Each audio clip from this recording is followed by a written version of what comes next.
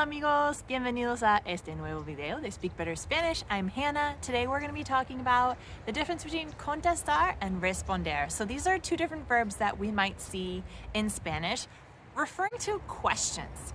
And contestar really means to answer versus responder, which means to respond. So they're not always going to be the same. Sometimes they are. Sometimes you're going to answer and you're going to respond, so you could use either one. But sometimes we could only use one of those. And that's going to look like, for example, if we think about a politician might respond to a question, but they might not actually answer that question. So in that case, we would use responder because they're responding, but they're not answering, versus contestar, which would be answering. So if a teacher calls on you in class, you can contestar.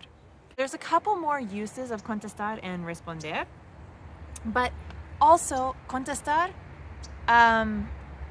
responder has to be responder a una pregunta versus contestar una pregunta. So contestar, answer a question, responder, to respond to a question. So we need to have that extra a if we're using it in that type of context where we're saying, respóndeme a la pregunta.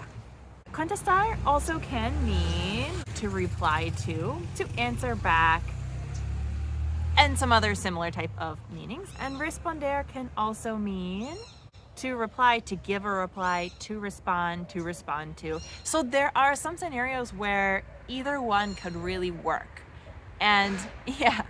But if you want to just keep it really simple, contestar, to answer, responder, to respond, and there are certain scenarios where we would want to use one versus the other, and there are other scenarios where they're going to be interchangeable.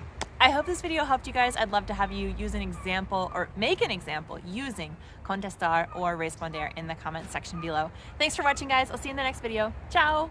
Hola amigos! Hope you enjoyed this video. If you did, please give it a thumbs up. Be sure to subscribe and turn on that notifications bell so you'll always stay in the loop when I share a new video. And if you have any questions or comments on this video, drop them below.